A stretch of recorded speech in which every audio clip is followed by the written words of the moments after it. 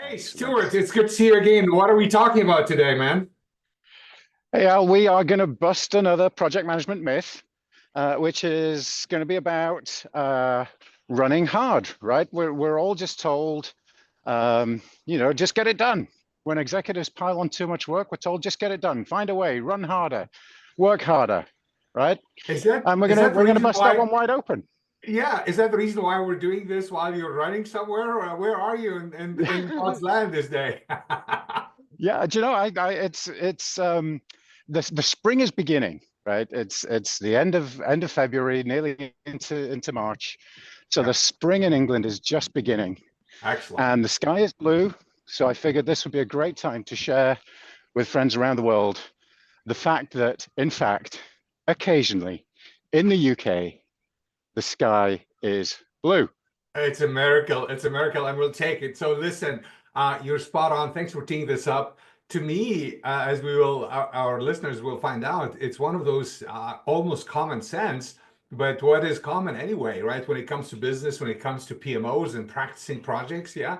So I hope we can bring across this critical tension. I mean, let me start with a story first before we really tackle a couple of the ideas for the guys here and gals. It's, if you think about it, I still my body shakes almost when I sit in front of execs and they say, "Oh, we want to go at clock speed." So one of the things we've talked about a lot recently, it's the digital words. Yeah, those two like when we have technology, we better go like crazy.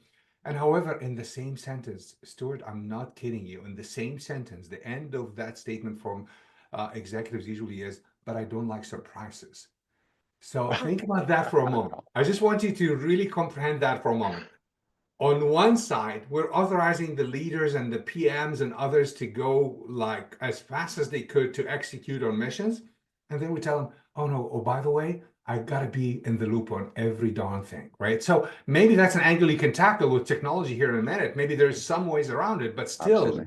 that hurts from the reality of the experimenting we want to have our teams able to do. Anyhow, tee us up. What do you think about Well, this whole so topic? so Yeah. well, so just building on that, Al, I was having a conversation yesterday with the PMO leader, right? Just yesterday. And he was saying how overloaded the team is, how they're being told to go faster, faster, faster. But at the same time, the executives are complaining that quality is low, right? Yeah. That they have to spend time reworking. Well, Yeah. guess why, Yeah. right? And is it faster in the end to do it twice or to No. do it right once, right? And 100%. Yeah. so fundamentally, I think that's what this one comes down to is Yeah. slowing down to speed up. Yeah. And Um, Stuart, I don't, do you feel that that's the reason why you like and focus on this profession entirely, portfolio management, project management? To me, it's like almost core to that. If I think about the difference between the real difference makers, the PMOs that really matter, the PMs that really or who really matter, they are able to really take this on head on, the slowing down aspect, because it's that front end.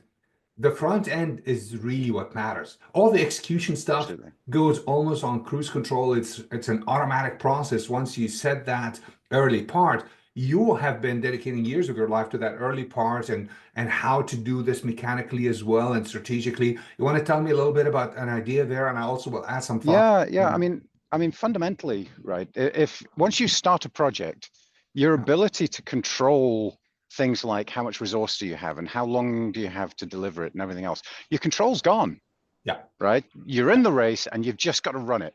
yeah. So the only control that you really have is at the portfolio management level, right? That's when the stage is set. We talked last week about how, 40% of the causes of project failure happen before the project begins. But Correct. actually, a lot of the other causes that people talk about, like not having enough resources, Yeah, when you do the root cause analysis of that, right, that it's not the fact you don't have enough resources, it's the fact you're trying to do too many projects that is the root agreed. cause of that failure.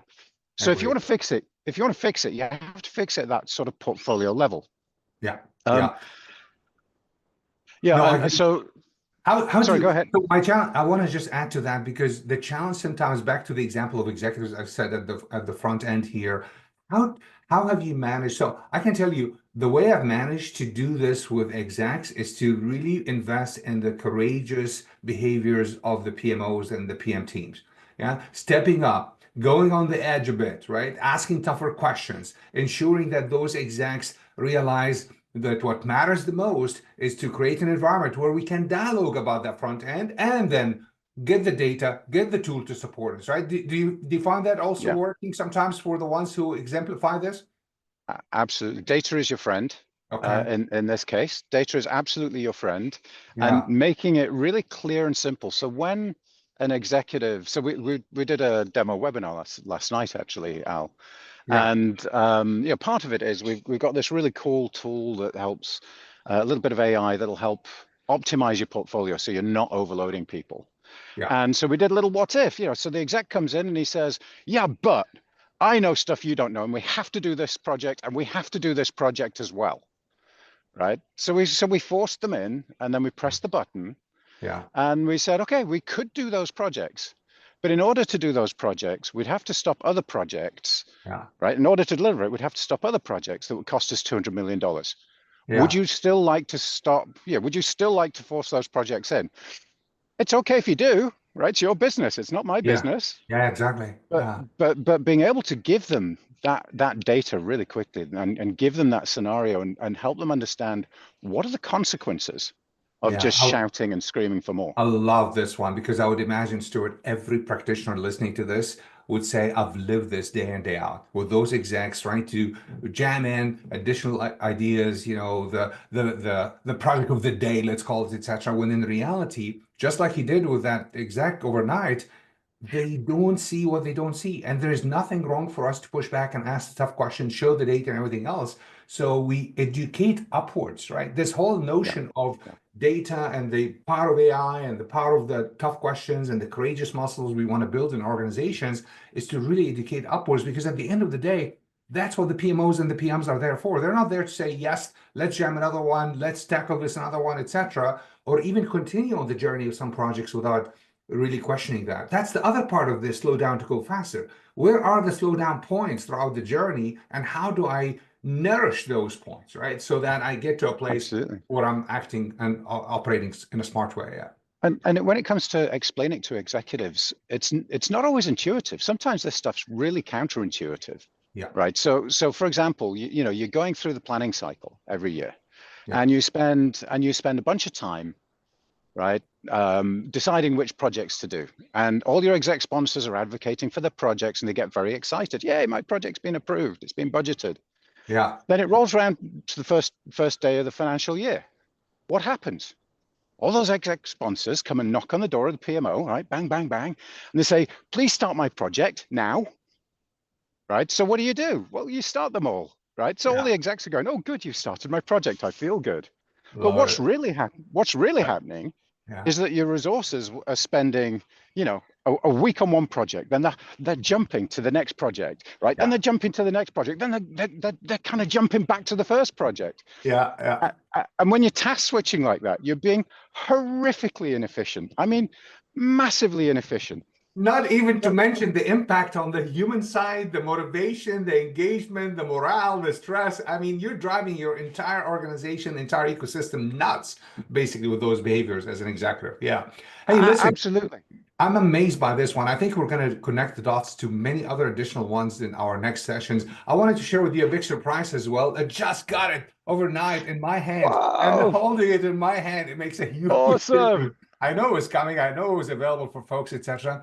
But the fact is, it's almost like when you write these things, you write it over a period of time, you almost forget the many examples and cases. I almost want to go back now and dive into it so we can share some things also with our, different listeners and practitioners.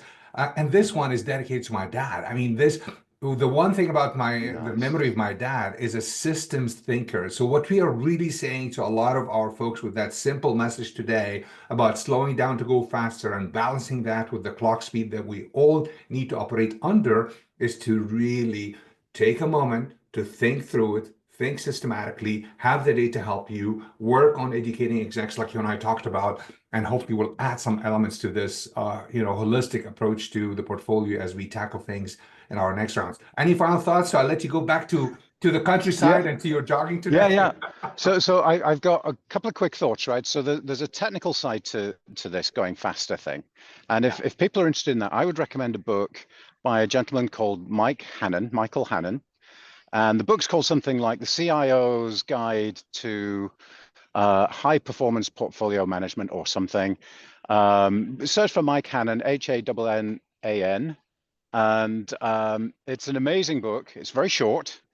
But it really talks about how to massively increase the flow of projects simply by slowing down and sequencing them properly and doing a few other things as well, right? But it's all about getting single task focus. Then the second one is actually to go buy your book, Al, because the big challenge here, yes, it's technical, and our software can help you do amazing things that you couldn't do before in terms of sequencing and all that kind of good stuff. But that technical side isn't worth it. It's not, it won't help you if you haven't got the cultural buy-in and support to make it happen.